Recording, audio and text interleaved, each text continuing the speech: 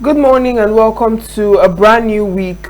I hope you had a restful weekend and you're recharged for all that lies ahead this week. Today is Monday, the 29th day of September 2025.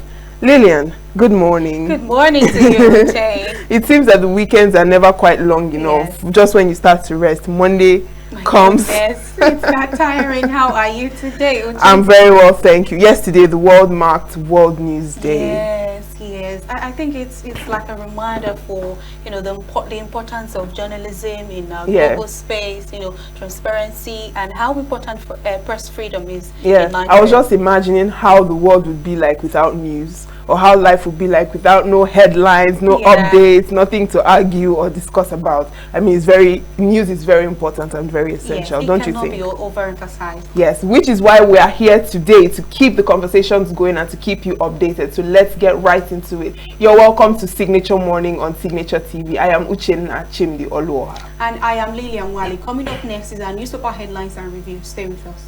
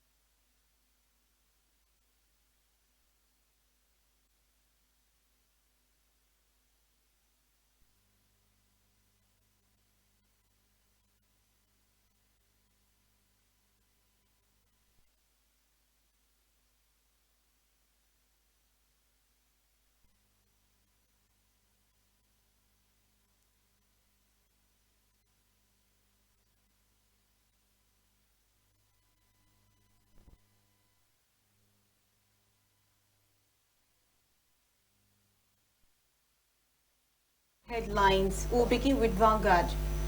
Toxic harvest. Hazardous pesticides harm food production, exports. Expert says. That's on page 19. As strike begins today, federal government wades into Dangote Pengassan face-off. Dangote blasts Pengassan. Only recall of members can stop strike. Pengassan on page 5. And about INEC, disclose details of selection process for Yakubu's successor. Serap asks Tinubu. No genocide against Christians in Nigeria. This is from federal government. And from Jerry Ghana, Jonathan will contest return to Aso Rock in 2027 on PDP ticket. Nigeria suffering, bleeding at 65. Ralph Obioha on page 14. And we have customs commences one-stop shop cargo clearance. Editors to security agencies stop misusing Cybercrime Act against journalists. And Ponzi, SEC raises alarm over AI-generated investment scams. Now on the Punch newspaper, we have on the headlines, marketers fear fuel price hike as Pengassan strike begins. All unions order shutdown of power plants, alleges military foiled crude supply stoppage. TUC threatens strike, members on standby, FG intervenes to meet Pengassan today. Petrol exports hit 371 billion naira amid heavy import reliance. And pro-Wike lawmakers absent at Fubara's Independence Thanksgiving. Christians not endangered or marginalized, FG tackles critics. Adamawa ADC gives Atiku ultimatum to pick membership card. Osun PDP APC clash as FG releases LG allocation. And police rescue trafficked Ghanaian, arrest 5 in Ogun. 2027 NGE warns politicians against personal attacks. Pro-Wike lawmakers absent at Fubara's Independence Thanksgiving. And on the Guardian newspaper, on the headlines, Nigeria risks 14.7 billion naira daily loss. Fuel crisis as Dangote Pengassan rift deepens. Insecurity, ADC says Tinubu unqualified to seek UNSC seat. FG, others urge unity, shared responsibility at 65th Independence Service. Otedola asks FG to release subsidy panel report on max real beneficiaries. World Heart Day. Cardiovascular disease burden worsens amid shortage of specialists on page 5. And on page 9, resident doctors issue FG 30-day ultimatum over unmet demands. Punishing suicide attempts undermines mental health reform, and SEC warns of AI investment scams targeting Nigerians. And bandits kill 10, kidnap several in Kwara. FG dismisses religious terrorism allegation. On the Nation newspaper, we have no religious genocide in Nigeria, says Idris. Omokri faults U.S. talk show host on alleged killing of Christians. Release Egg Imoko Day's subsidy report to Omax real beneficiaries. Otedola urges federal government. PSC mourns as former chairman Pari Osanyade dies at 88. And Bank of Industry upscales data protection. Banks bags ISO 27701 certification. No discussion yet on zoning in ADC, says spokesman.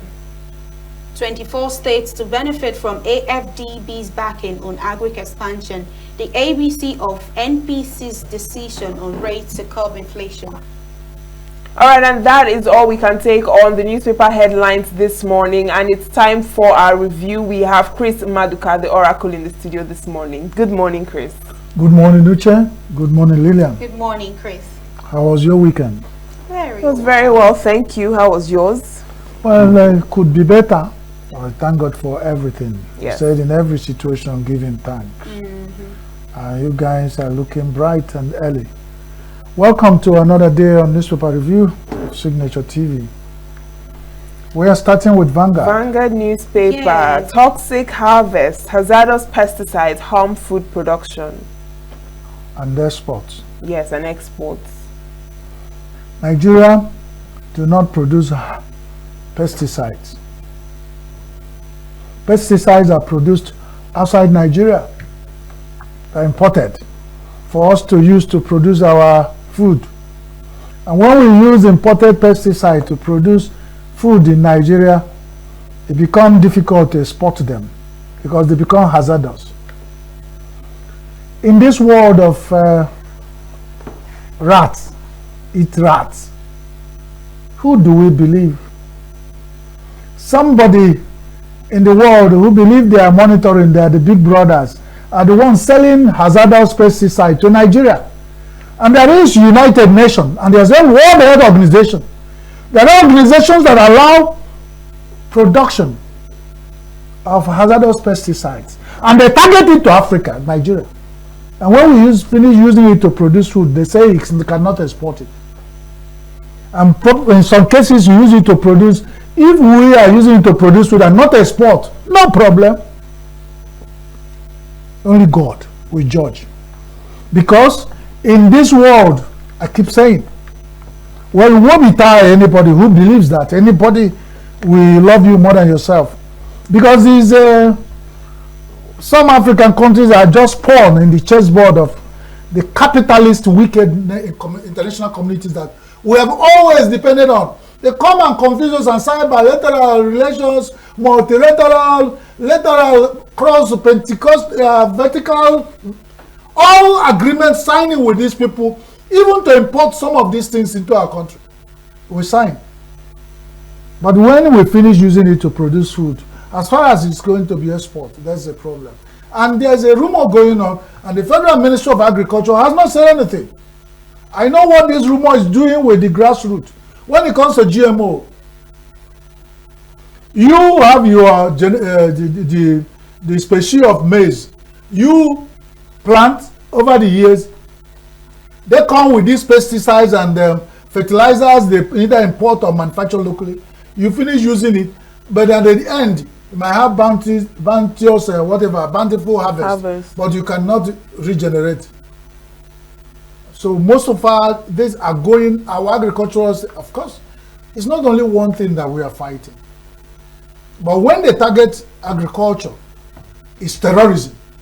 Even internally, when farmers cannot go to the bush, their farms, we know where it has gotten Nigeria to. Now, with the pesticides that we import, it says, that's why I get confused. I don't know how to talk about it. But whichever are the experts who have found out that we have hazardous pesticide, let them know that if you want to stop fight, the first stop push, they should stop production of hazardous pesticide. I don't see anywhere in Nigeria we produce pesticide. Not to talk about hazardous. Nigeria don't even know what makes up hazardous and the harmful and the good one. So anything they bring to us, it's good. They will convince us and just white off our brains and mind bend us, and we use it. This is where it leads us to. So toxic agriculture, toxic harvest, toxic export. Because it gets to export, that's why they got concerned. But if it is internal, whatever you consume, and we're dying of cancerous diseases and avoidable things, we're dying in Nigeria, nobody is concerned. Well, also we're seeing that federal government raids into Dangote Pengassan face-off as strike begins today. They had better wade into it, because I've said it several times. I don't know, in as much as I am not mouthpiece to Dangote, but I do not see any relationship between Dangote and Pengassan. Pengassan should go to where they wash their clothes, they took their bath, and look for their clothes. They have no business. We have unions in Nigeria. ASU is a union. He has never gone to Covenant University and said all the lecturers should belong to ASU. We have NUT. They have not gone to private schools everywhere in Nigeria to say their teachers should be. Why Dangote? In as much as it's federal government that has cooked this soup that's making lizard to break all the teeth. Listen, if they want one monopoly there, whatever they think they want to call Dangote, they first of all go and start up refineries in Nigeria that will compete with Dangote. Going all there with all these wars cannot stop anything. Because let us be very frank, Dangote is a private refinery. I don't know why Pengassan, when Ipman finish, that man will finish, Pengassan will come in, Nupeng will come in, only one Dangote. And they've not told us what their issues are. Listen, and listen very well. Nigerians are watching, and we now become clear who our enemies are. Whatever they call themselves, let them go to the refineries in Port Harcourt, in the ones in Kaduna and Warri, and sort themselves out. If Dangote begin to overreach themselves, federal government will go there and set up a committee to control independent refinery, can set up a different committee. As far as we are concerned, no existing organization in Nigeria can handle that, because they have all failed. And they have issue of sleaze and corruption, and they want to slide to the bank. Look at what Otelola is saying. They spend money to do reports on subsidy. They've not released it. Who benefits? They leave Nigerians with guessing who benefits. Otelola, one of the people pointed at as having benefited, is now coming openly and said, federal government, release the report on subsidy. Let's know. There's even a company mentioned there in the newspaper, it's Xenon. They say Xenon never traded on fuel. Why should he be claiming subsidy? And all that. They will tell you, when the air blow, people will see the gnash of fire. You will soon blow. Nigerians are getting aware, but let them know it can never be business as usual. Awareness is getting up. Nigerians are knowing where the problems are coming from. But there's a possibility of fuel price hike, now that Pengassan is also thinking of going on strike. Has it not been hiked? There's no hike. They threaten that will stop Nigeria. We have all stopped using fuel before the hike. They will soon drink it. And they won't stop Dangote from selling it. If you stop Dangote from selling fuel to Nigerians, the Nigerians will always trek their way. And not that the problem will be solved, but we will be exporting. And soon, since all these unions are interested in importing and exporting, managing, directing, and exporting and damaging, they should soon go to Togo to import to Dangote's fuel to sell back to us, so that they make their money. Dangote want to do direct trucking to filling stations to sell their fuel because they want to hold the man to ransom. They still went and sat there. Truck they didn't buy for Dangote. Refinery they didn't buy. Staff they employ. And you come to work for Dangote and you're working for Pengassan and they say they sack you and you're giving it as a condition. The staff working in Dangote should decide who they work for. If they want to work for Pengassan, they go to Pengassan refineries and work. If they want to work for Dangote, let everybody put this fact straight so that we know. If Dangote at the end of it all begin overreaching on pricing and monopoly, let them leave Nigeria to sort that out. But for now, this in the idea of chicken, leaving the knife that killed it and went to the pot of soup of a woman to begin to do, bend neck, it's totally insensitive and wicked. That's all I can say. And that's my opinion on it. It's nobody's opinion. I reviewed the newspaper on this issue. That is my give on it. And I believe most people in Nigeria believe that because I've read so many things, so many arguments in different platforms. If they want to have independent refineries, petroleum union, they can form that when they have other refineries. Not those ones who made sure no refinery in Nigeria worked and they killed it. They want to go and circle around Dangote refinery to kill it. Only God will know which one is true. But for us, this is what we are making out of it. Now, the federal government is saying no genocide against Christians in Nigeria. Christians are not endangered or marginalized. FG tackles critics. The critics did not just start saying it. We have been in Nigeria. This is the 50 year of Nigeria. We know when people start saying this, there must be a reason for everything because there's no smoke without fire.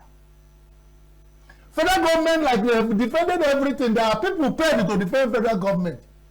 The Christians in Nigeria know whether they are under threat. And you cannot beat a child and want to cover his mouth or her mouth. The Christians in Nigeria have suffered losses. There have been reports from Inter-Society. There have been reports from Amnesty International and other organizations within and without Nigeria targeting the same thing. How can 90 million flies be wrong? Federal government cannot say lie. I cannot stand here and say federal government of Nigeria is telling lie. But federal government of Nigeria may not have been telling us the whole truth. Because there's no smoke without fire. If the Christians in Nigeria are under threat, they know you can't stop it. And there are many. So if all the Christians in Nigeria are saying this, something is wrong. The better look is not enough to say the Christians are not under threat and then let them go and sort it out from the beginning. Because like I said, no smoke without fire. Let's go on. All right, insecurity. ADC says Tinubu unqualified to seek UNSC seat. Before now, there is security in Nigeria, and all the sitting government has gone there asking for position in security whatever made them lose before or may be considered is also what is going to apply. Nigeria has no control. ABC is not a UN security seat or council. So they can say everything they say under this one is just about all those tantrums they give us to give us something to chew on. And we keep shouting and talking about it, why they do their own thing. Like I've said, Nigeria has an issue. You cannot, whether Nigeria want to use insecurity to go and cure security, I don't know what, we are just targeted at UN Security Council. Whatever is happening there, if they suspect, because you may not know, if you have said that the international community are just dealing with African countries and they want to be part of where these decisions are made, if it's just what Nigeria want to be, fine. So that we get involved where they're talking about security across the world and tell them we are also affected. Let's know who is actually cooking that soup that's making lizard. Let's know. Because whatever is happening about insecurity in Nigeria is no more ordinary. All official quarters are pointed at certain countries who took interest in whatever we find in Nigeria. They set us on wild goose chase and then go underground mining all our resources. Why are this security in Nigeria so much in those areas where we find so many minerals under the soil? And why are they burning and clearing people and putting them in ID? Why are they not allowing communities go back? IDP camps are where most communities are now. Why can't they go back to their communities? So, whatever is happening, NDC might be talking locally, but they may not see what the federal government is seeing that makes them want to. Because successive head of states of Nigeria or president of Nigeria has sought to be in the UN Council, Security Council. There must be a reason for that. On that reason, I support. But beyond that, we have to keep our house in order before we look outside. Because charity begins at home. Exactly. Now, this issue of Ponzi scheme is rising again. SEC is warning of AI investment scams targeting Nigerians. And I'll tell you, Nigerians, because of hardship and hunger, I don't know what has affected the psyche of Nigeria. This AI now, you know, Ponzi used to be when some people enter Nigeria, they will go to SEC. The same SEC is now warning, but this Security and Exchange Commission will register them. They go to CSC, Rexa Company, operate in Nigeria, dupe Nigeria. We heard of CBEX, dupe Nigeria of trillions of dollars, and then Jackpa. No, nothing has happened about that. We heard of where there were some arrests, and that's how it fizzled out. Now, this Ponzi thing has gone AI, artificial intelligence, where people, Nigerians who love to click, drop 1 naira, you get 100,000 in the next 1-2 hours. Because of hardship and hunger, because of desperation, because of situation of Nigerians, mentality of Nigerians, and this warning you will hear again. I say it here again on these days. Me and you will be here one of these days, review newspaper, God keeping us. You will hear how much Nigerians have lost to AI-driven Ponzi. It used to be human being, now it's artificial. They will still cheat Nigeria. If you bring real people, they will cheat Nigeria and go. Nigerian government will do anything. If you bring the AI, artificial intelligence, somebody is using artificial intelligence now, targeting Nigeria, creating Ponzi that never existed. Even though they existed, some people will get money from MMM until it blew on their head. Some people are getting the money. They were getting 80,000, and they were investing 200,000. They were getting, and they invested, when they invested 5 million, the thing dry up. That is, it will still happen. We have won Nigeria. Nimet has won Nigeria about flooding. It still came and took a lot of Nigerians, and they are dead. Some people are hanging in different camps. They won Nigeria about different things. The road safety will say, do not drink and drive. Nigerians will drink and drive, and we are getting accident. Nigerians are, like the Bible described, the Israelites. It's a stiff neck. You were telling them, Oyibo man, you say, Otorobo, you say, let you Otorobo Kamfunanya. It happened, Afunanya Ekwe. That is the name of Nigeria. And then, for those, like my father said, the ocean cannot drown anybody who doesn't see the legs. This AI will still see leg of many Nigerians and drown them. And they will, I don't know who they will complain to, because this one is AI. When AI cheat you, you go and complain to Microsoft. So now on the page 3 of the Guardian newspaper, FG and others urge unity, shared responsibility at 65th Independence Service. While on the Vanguard, Rafo Bioha says Nigeria is suffering and bleeding at 65. Yes, Nigeria have never bled more than he is doing now at the age of 65. And you know, 65 is a senior citizen age. If you are bleeding at baby 30, they say your blood can carry it. At 65, and you're still bleeding, how are you going to sort it out? The person will die of anemia or very soon. So if Nigeria at 65 is still bleeding, and government is telling us all those, when we were growing up, I know the nostalgia that comes with Independence Day. You go as students, iron your clothes, white or go, and then one of those politicians we find in the community field to come and take a salute, and we are singing national anthem to the glory of Nigeria with the future. Here I am, almost the same age with Nigeria. I cannot look at Nigeria and say, wow, something is wrong. So, whatever the leaders are telling us at 65, we are saying, Afunanya. When we see it, all those political talk, you can. How many times will you deceive a woman to sleep with her? Nigerian citizens have been deceived for so many by politicians. I will water you, I will fire you, I will do this. This is where we are. At 65 years, Nigeria is desperate, confused, motionless. In fact, what is the bleeding is insecurity. That one is, if you are saying it's an erosion of blood. Erosion. So, and what they call, now some of them are going to the church yesterday, coming around and talking about, and they just get some pastors, they preach. If you listen to Lucky Dube's music when he was getting married, how he felt until he get to call his mother again and say, I'm getting divorced. That is the issue of Nigeria. When we are starting, it was a lot of hope. Nigeria, we held the Nigeria, the country where no man is oppressed, no tribe and tongue. You know, all those kind of things that we have gone through Nigeria at 65. We can't stand up and say yes. The only thing, whatever we breathe, and then we're still like fragile unity. Until we use concrete to make the unity, we can't say we're a nation. Because a lot of people that made up Nigeria are confused and complaining and complaining and complaining.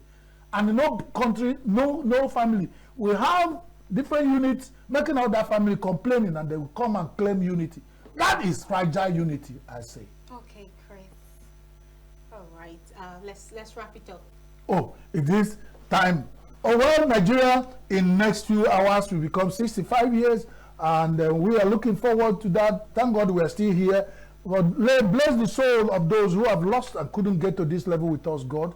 Accept them in your kingdom and give them pity. But God bless everybody who has been with us this morning, even as we look forward to the 65th independence of Nigeria.